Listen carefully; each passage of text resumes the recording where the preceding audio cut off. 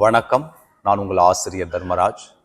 இன்றைக்கு சமுதாயத்துல உடற்பயிற்சிங்கிறது ஒரு மிக பெரும் நிலையில இருக்குங்க. இதற்கு காரணம் என்னன்னா, நிறைய மக்கள் இந்த உடலை ஆரோக்கியமா வச்சுக்கணுங்கிற ஒரு எண்ணத்துல செயல்பட ஆரம்பிச்சிருக்கோம். அதுலேயும் குறிப்பா உடல் எடையை குறைக்கணுங்கிற எண்ணம் தான் அதிகமா நிறைய பேர்கிட்ட இருக்கு. இங்க நம்ம ஒரு விஷயத்த ரொம்ப கவனிக்கணுங்க. இன்னைக்கு உடற்பயிற்சி எதுக்கு பண்றோம்? இந்த உடல் எடையை குறைக்கிறதுக்கு பண்றோமா, இல்ல உடலை ஆரோக்கியமா வச்சுக்கிறதுக்காக பண்றோமா? இப்படின்னு கேட்டா, ஆரோக்கியம்னாவே நல்லா நம்ம பார்க்கறதுக்கு ஒரு தோற்றத்துல ஒரு உடம்பு இந்த மாதிரி இருக்கணுங்கிற ஒரு கற்பனையில தான் நம்ம இருக்குமே தவிர, உடம்பு பெருசா இருந்தா ஆரோக்கியம் இல்ல, தசைகள் நிறைய இருந்தா ஆரோக்கியம் இல்லைங்கிற ஒரு எண்ணத்துல நம்ம எல்லாம் இருந்துடுறோம். இந்த மாதிரியான புரிதலை நம்ம கொஞ்சம் சரிப்படுத்திக்கணும் நம்ம கிட்ட. உடல் எடையை குறைக்கிறதுங்கிறது உடம்புக்கு ஒரு சைடு எஃபெக்ட்னு நான் சொல்லுவேன். அதாவது இந்த உடல் எப்படி இருந்தாலும் நம்மளால நல்லா குனிஞ்சு நிமிர்ந்து எல்லா வேலையும் செய்ய முடியும். எல்லார போலையும், அதாவது இயல்பா அன்றன்றைக்கு என்ன செய்யணுமோ அது எல்லாத்தையும் என்னால் இயல்பா செய்ய முடியும்னாவே நான் ஆரோக்கியத்தில் தான் இருக்குன்னு அர்த்தம். இதற்கு போய் நான் தசைகளை குறைக்கணும், இந்த தசையை நான் குறைக்கணும், இந்த மாதிரியான கைகளில் தசை அதிகமாக இருக்குது, காலில் இருக்குது, வயிறில் இருக்குன்னு சொல்லி நம்ம ஒரு சில தனிப்பட்ட பயிற்சிகளை தேர்வுபடுத்தி இல்லை அதிகமான பயிற்சிகளை செஞ்சு நம்மளை நாமளே வருத்தி இந்த உடல் எடையை குறைச்சா ஆரோக்கியம் அப்படிங்கிறது வந்துடாதுங்க. நான் என்னதான் சொன்னாலும் நம்முடைய கவனம்லாம் எங்கே போகும்? வயிறு பெருசாக இருக்கா, வயிறை குறைப்போம், இல்லை ஏதோ ஒரு தசைகள் அதிகமாக இருக்கா அதை குறைப்போங்கிற எண்ணத்தில் தான் எல்லாருக்குமே போகும். நாம் எப்போதுமே என்ன பண்ணுவோம்னா தோற்றத்தை தான் அதிகம் விரும்புவோம். சரி, அதுக்கான வேலைகளை பற்றியே நம்ம இப்போ பேச ஆரம்பிப்போம். அதாவது இந்த உடல் எடை குறைக்கணும்னு நம்ம நிறைய பேர் நினைக்கிறோம். அந்த உடல் எடை குறைக்கிறதுக்காக நிறைய பயிற்சி பண்ணுறோம். அந்த பயிற்சியால் இந்த உடம்புல இருக்கக்கூடிய எடைகள் குறைஞ்சிருக்கா, இல்லை தசைகள் குறைஞ்சிருக்கா அப்படின்னு கேட்டால் நிறைய பேருக்கு கிடையாது. அதுக்கு ஒரு காரணம் என்னன்னு நம்ம முதல்ல யோசிக்கணும். இன்னைக்கு நம்ம உடற்பயிற்சி பண்ணுறோம். இந்த உடற்பயிற்சி எப்படி? ஒன்று ஆசிரியர்கிட்ட போய் கற்றுக்குவோம், இல்லை ஒரு ஜிம்முக்கோ இல்லை ஏரோபிக்ஸ் ஜூம்பா அப்படின்னு நிறைய விஷயங்கள் இருக்குங்க. இந்த பலவிதமான விஷயங்களை நம்ம பார்த்து இதை பார்த்து போய் கற்றுக்கிட்டும் செய்கிறோம், பார்த்தும் செய்கிறோம், இல்லை கேள்விப்பட்டு இது மாதிரியான தெரிஞ்சுக்கிட்ட விஷயங்களை வச்சியும் நம்ம என்ன பண்ணுறோம்? உடற்பயிற்சி செய்கிறோம். இந்த மாதிரி பல விதங்களை நம்ம பயிற்சி பண்ணிக்கிட்டு இருக்கோம். இந்த பலவிதமான பயிற்சியும் நாம் தனிப்பட்ட முறையிலையோ இல்லை ஒரு இடத்துக்கு போய் செஞ்சாலோ எவ்வளவு நேரம் செய்கிறோம்? 1 மணி நேரம் செய்கிறோமா? இந்த 1 மணி நேரத்தில் ஆரம்பிக்கும் போது ஒரு 10-15 நிமிஷம் போயிடும், முடிக்கிறதுக்கு ஒரு 10-15 நிமிஷம் போயிடும். நம்ம மீதி இருக்கிற ஒரு 20 நிமிஷம் ஒரு 30 நிமிஷம் நம்ம பயிற்சின்னு நமக்கு வந்திருக்கும் இந்த உடம்புக்கு. ஆனால் இந்த மாதிரி ஒரு குறிப்பிட்ட காலம், அதாவது எப்படி சொன்னால் ஒரு 6 மாதம் 1 வருஷம் நான் பயிற்சி பண்ணுறாங்க, எனக்கு உடல் எடையே குறையலைங்க அப்படின்னு சொல்லுவாங்க. ஒரு சில பேர் டயட் கண்ட்ரோல் அது இதுன்னு பண்ணுவாங்க. ஒரு சில பேர் எக்ஸசைஸை ரொம்ப அதிகப்படியாக செய்வாங்க. இதை எல்லாத்தையுமே நான் என்ன சொல்லுவேன்னா வேண்டான்னு தான் சொல்லுவேன். அதிகப்படியான உடற்பயிற்சி வேண்டவே வேண்டாம். சரி, உணவு கட்டுப்பாடு அதுவும் போட்டு ரொம்ப சங்கடப்படுத்திக்காதீங்க. சரி, இப்போ என்னதாங்க செய்யலாம்? இயல்பான முறையில் உடற்பயிற்சி செய்யுங்க. இந்த உடம்புக்கு எவ்வளோ உடற்பயிற்சி தேவை, நான் எந்த அளவுக்கு என்னுடைய உடல் பலம் இருக்குங்கிறத யோசிச்சு பார்த்து அளவோட பயிற்சி பண்ணணும். அதிகமாக பயிற்சி பண்ணக்கூடாது. சரி, அளவோடனா என்ன? ஒரு நேரம் ஒரு 15 நிமிஷம் பண்ணலாமா, 20 நிமிஷம் பண்ணலாமா இப்படின்னு ஒரு கேள்வி வரும். அப்படி யோசிக்கக்கூடாது. அளவுனா நான் எப்படி சொல்றேன்னா, இப்போ நான் ஜிம்முக்கு போகிறேனோ இல்லை ஒரு உடற்பயிற்சி கூடத்துக்கு போட்டால் என்ன பண்ணுறோம்னா, எடுத்த உடனே நிறைய பயிற்சி பண்ணாமல் நேரம் எவ்வளோ வேணாலும் இருக்கட்டும், ஆனால் செய்யக்கூடிய பயிற்சி மிதமானதாகவும் முறையோடையும் இருக்கட்டும். நீங்கள் ஒரு பயிற்சி செய்கிறீங்கன்னா அந்த பயிற்சி உங்களை ரொம்ப என்ன பண்ணக்கூடாது, கஷ்டப்படுத்தக்கூடாது. மிதமான முறையில் இருக்கணும், அளவோடு இருக்கணும். அதாவது அளவுனா எப்படி சொல்கிறேன்னா, இன்றைக்கி நான் ஒரு ஒரு எப்படி சொல்றது, நம்ம அடிக்கடி என்ன பயிற்சி கொடுப்போம்? சசாங்காசனம் பண்ணுங்க, முயல் அசைவு பண்ணுங்கன்னு சொல்லி நிறைய பயிற்சி இந்த பதிவில் கொடுத்துருக்கோம். அப்போ அந்த அசைவை என்ன பண்ணுறான்? நான் இன்னைக்கே 100 முறை செய்ய போகிறேன், என்னால் செய்ய முடியும்னு செய்யக்கூடாது. நம்ம எப்படி செய்யணும்? 10 10 ஒரு 5, 10 10 ஒரு 8, 10 10 ஒரு 10ன்னு கொஞ்சம் கொஞ்சமாக இந்த உடலுக்கு வேலை கொடுக்கணுங்க. சரி, இந்த உடல் எடையை குறைக்கிறதுக்கு என்ன செஞ்சால் உடல் எடை குறையும்? நான் பல நாட்களாக வேலை செய்கிறேனே, ஆனால் எனக்கு உடம்பு குறையிலையே, ஆனால் இதை குறைக்கணும்னா நான் என்ன பண்ணணும்? ஒரு மிகப்பெரும் கேள்விக்கான ஒரு பதில் என்னென்னா, நீங்கள் பல நாட்களாக உடற்பயிற்சி செய்வீங்க. எப்படி செய்வீங்க?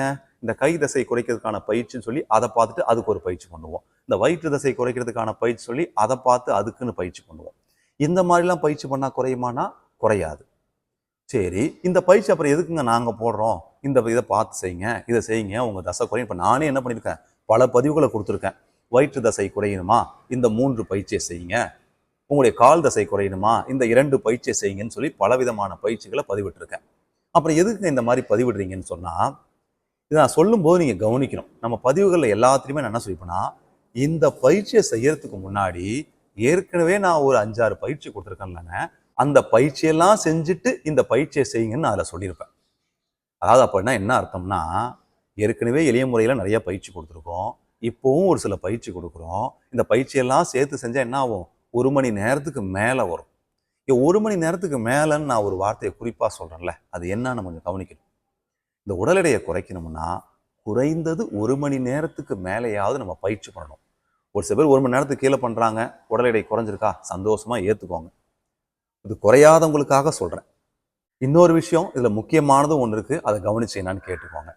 அதாவது முதல் 45 நிமிடம் இந்த உடலுக்கு பயிற்சி கொடுக்கும்போது நம்ம உடம்புல இருக்கிற சக்தி, அதாவது நம்ம உணவுலாம் ஒன்றுப்போம் தெரியுங்களா, அதோடைய வேலை தாங்க நடக்கும். அந்த 45 நிமிஷத்துக்கு மேலே நீங்கள் பயிற்சி பண்ணாதான் இந்த தசைகளுக்கு இருக்கக்கூடிய சக்தி, இந்த தசைகளுக்கான எனர்ஜி வேலை செய்ய ஆரம்பிக்கும். அப்போ நம்ம என்ன பண்ணுறோம், வார்ம் அப்புக்கு ஒரு 10 நிமிஷம் போயிடுது, அதுக்கப்புறம் நம்ம பயிற்சி ஆரம்பிச்சிருப்போம். பயிற்சி என்ன பண்ணுறது, ஒரு 20 நிமிஷம் 30 நிமிஷம் பண்ணியிருப்போம், திரும்ப வார்ம் டவுனும் முடிச்சிடுறோம். அப்போ நம்ம என்ன செஞ்சுருப்போம், நம்ம அன்றாடம் உண்ண உணவை கலரிஸ் பர்ன் பண்ணுறோன்ற பேரில் பர்ன் பண்ணியிருப்போம். ஆனால் இந்த தசைகளுக்கான வேலை நடந்திருக்குமா, தசைகள் அசைஞ்சிருக்கும், முன்னாடி பின்னாடி நீண்டிருக்கும், வளைஞ்சிருக்கும், குனிஞ்சிருக்கும். ஆனால் அந்த தசைகள் குறைக்கிறதுக்கான வேலை நடந்திருக்குமா, நடந்திருக்காது. சரி, அப்போ குறைக்கிறதுக்கான வேலை எப்போ நடக்கும், 45 நிமிஷத்துக்கு மேலே நீங்கள் பயிற்சி செஞ்சாதான். சரி, இப்போ நான் வார்ம் அப் பண்ணிட்டேன், வார்ம் அப் பண்ணி அதுக்கப்புறம் 45 நிமிஷம் கழிச்சு அப்படின்னா என்னது, 1 மணி நேரம் ஆகிடும். இந்த 1 மணி நேரத்துக்கு மேலே தொடர்ச்சியாக பயிற்சி செய்யணும். தொடர்ச்சியாக எப்படின்னா வேக வேகமாக அவங்க நான் ஓடிக்கிட்டு இருக்க சொல்ல, நிற்காமல் செஞ்சுக்கிட்டே இருங்கன்னு சொல்ல. ஒரு பயிற்சி பண்ணுறீங்களா, ஒரு 30 வினாடி ஓய்விடுங்க. அடுத்த ஒரு பயிற்சி பண்ணுறீங்களா, திரும்ப ஒரு 30 வினாடி ஓய்விடுங்க. ஒரு பயிற்சி பண்ணி 30 வினாடி ஓய்வு போதுமா அப்படின்னா, நான் ஏற்கனவே என்ன சொன்னேன், பயிற்சி அளவோடும் முறையோடும் செய்யணும்னு. நீங்கள் வேக வேகமாக செஞ்சுட்டு 30 வினாடி நின்னா என்ன பண்ணும், மூச்சு அடைக்கிற மாதிரி தான் இருக்கும். பொறுமையாக நிதானமாக பயிற்சி பண்ணுங்கள். ஒரு பயிற்சி முடிஞ்சுன்னா ஒரு ஜஸ்ட் ஒரு 30 செகண்ட் இல்லை ஒரு 12 செகண்ட் கண்களை மூடி உங்கள் சுவாசத்தை கவனித்து பாருங்கள். திரும்ப இன்னொரு பயிற்சி பண்ணுங்க. இந்த மாதிரி செஞ்சால் 1 மணி நேரத்துக்கு மேலே இல்லை, அதுக்கு மேலேயே உங்களால் செய்ய முடியும். இதே போல் நீங்கள் தொடர்ச்சியாக ஒரு குறிப்பிட்ட காலம், அதாவது ஒரு 2 மாதத்திலிருந்து ஒரு 6 மாதம் தொடர்ச்சியாக செஞ்சால் கட்டாயமாக உடல் எடை நல்ல முறையில் குறையும். இந்த மாதிரி குறைஞ்சிருக்க எடை உங்களுக்கு டக்குன்னு நீங்கள் பயிற்சியை விட்டாலும் ஏறாது. ஆனால் மற்றபடி நிறைய உடற்பயிற்சி பண்ணி உணவு கட்டுப்பாடு செஞ்சு நீங்கள் பயிற்சி பண்ணினீங்கன்னா கட்டாயமாக என்ன ஆகும், எப்போ வேணாலும் இந்த உடல் எடை ஏறதுக்கு வாய்ப்பு இருக்குது. நல்லா புரிஞ்சுக்குங்க, நாம் பயிற்சி செய்கிறோம்னா குறைந்தது 45 நிமிடத்திற்கு மேலேயாவது பயிற்சி செய்யணும். அப்போ தான் இந்த உடல் எடை குறையும். அதுவும் வேக வேகமாக ரொம்ப அதிகப்படியான பயிற்சியை செய்யாதீங்க, அளவோடையும் முறையோடையும் பயிற்சி செய்யுங்க. சரி, இந்த மாதிரி பயிற்சி செய்யறதுக்கு ஒரு 4 பயிற்சியை சொல்லுங்கள் அப்படின்னு கேட்குறோன்னா, நம்ம பலவிதமான பயிற்சிகளை கொடுத்துருக்கோம். இருந்தாலும் நீங்கள் தொடர்ச்சியாக உங்கள் உடம்புல நல்ல மாற்றத்தை கொடுக்கறதுக்கு இப்போ ஒரு 4 பயிற்சியை சொல்லி கொடுக்குறேன். அதை என்னன்னு நீங்கள் பார்த்து தெரிஞ்சுங்க. இப்போ முதலாவது பயிற்சியாக நான் இப்போ என்ன செய்கிறேன்னு பாருங்கள். தெரியுதுங்களா நான் என்ன செய்கிறேன்னு? இந்த மார்ச் பாஸ்ட் லெஃப்ட் ரைட்டு பண்ணுவோம்ல, அதே மாதிரி தான். ஆனால் எப்படி செய்கிறேன்னு பாருங்கள். இந்த கால் என்ன பண்ணுது, நல்லா என் மார்பு அளவுக்கு வருது. தெரியுதுங்களா? இந்த பயிற்சியை 25 கவுண்ட்டு 5லேருந்து 10 செட்டு செஞ்சு பாருங்க, எப்படி இருக்குன்னு உங்களுக்கு தெரியும். இதை வேகமாகவும் செய்யலாம், பொறுமையாகவும் செய்யலாம். இப்போ நான் வேகமாக செஞ்சு காமிக்கிறேன் பாருங்க. இந்த மாதிரி வேகமாகவும் செய்யலாம், ஆனால் நமக்கு அது வேண்டாம். பொறுமையாக பாருங்க, 1 2 3 இந்த மாதிரி பொறுமையாக 25 கவுண்ட்டு. அதுக்கப்புறம் எப்படி ஒரு 5 தடவையோ 10 தடவையோ உங்களால் முடிஞ்ச அளவுக்கு செய்யுங்க. இது ஒரு பயிற்சியாச்சா? இன்னொரு பயிற்சி, கால்களை எப்படி என்ன பண்ணுங்க, அகட்டி வச்சுக்கோங்க. கையை